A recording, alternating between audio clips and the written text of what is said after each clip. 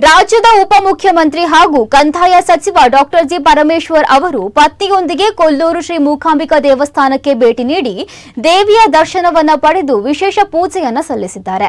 ಬಳಿಕ ಅವರು ಚಂಡಿಕಾ ಹೋಮದಲ್ಲಿ ಭಾಗವಹಿಸಿದ್ದಾರೆ. ದೇವಾಲಯದ ಹಿರಿಯ ಅರ್ಚಕರಾದ ನರಸಿಂಹ ಅಡಿಗ ಹಾಗೂ ಸುಬ್ರಹ್ಮಣ್ಯ ಅಡಿಗ ಅವರ ನೇತೃತ್ವದಲ್ಲಿ ಚಂಡಿಕಾ ಹೋಮ ಸೇರಿದಂತೆ ವಿವಿಧ ಪೂಜಾ ವಿಧಿವಿಧಾನಗಳು ನೆರವೇರಿದವು.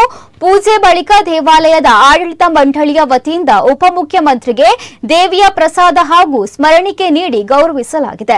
ಬಳಿಕ ಸುದ್ದಿಗಾರರೊಂದಿಗೆ ಮಾತನಾಡಿದ ಡಾಕ್ಟರ್ ಜಿ ಪರಮೇಶ್ವರ್, ಕೊಲ್ಲೂರು ದೇವಸ್ಥಾನಕ್ಕೆ ಆಗಮಿಸುವ ಭಕ್ತರಿಗೆ ದರ್ಶನ, ಪಾರ್ಕಿಂಗ್ ವಸತಿ ಸೇರಿದಂತೆ ಅಗತ್ಯ ಮೂಲ ಸೌಕರ್ಯಗಳನ್ನು ಕಲ್ಪಿಸುವ ಉದ್ದೇಶದಿಂದ ಸಮಗ್ರ ಮಾಸ್ಟರ್ ಪ್ಲಾನ್ ಸಿದ್ಧಪಡಿಸಲಾಗಿದ್ದು ಶೀಘ್ರದಲ್ಲೇ ಅದನ್ನು ಕಾರ್ಯಗತಗೊಳಿಸಲಾಗುವುದು ಎಂದು ತಿಳಿಸಿದ್ದಾರೆ. ಈ ಸಂದರ್ಭದಲ್ಲಿ ಮಾಜಿ ಸಚಿವ ವಿನಯ್ ಕುಮಾರ್ ಸೊರಕೆ, ಬೈಂದೂರು ಕ್ಷೇತ್ರದ ಮಾಜಿ ಶಾಸಕ ಕೆ ಗೋಪಾಲ ಭಂಡಾರಿ, ಉಡುಪಿ ಜಿಲ್ಲಾಧಿಕಾರಿ ಸ್ವರೂಪ ಟೀಕೆ ಸೇರಿದಂತೆ ದೇವಾಲಯದ ಆಡಳಿತ ಮಂಡಳಿಯ ಸದಸ್ಯರು ಹಾಗೂ ವಿವಿಧ ಅಧಿಕಾರಿಗಳು ಉಪಸ್ಥಿತರಿದ್ದರು.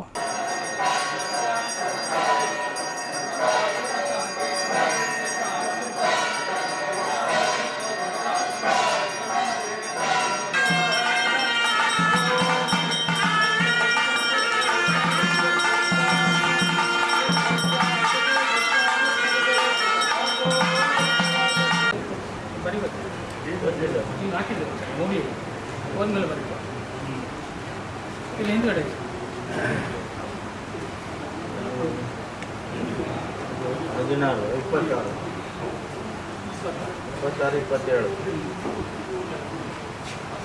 27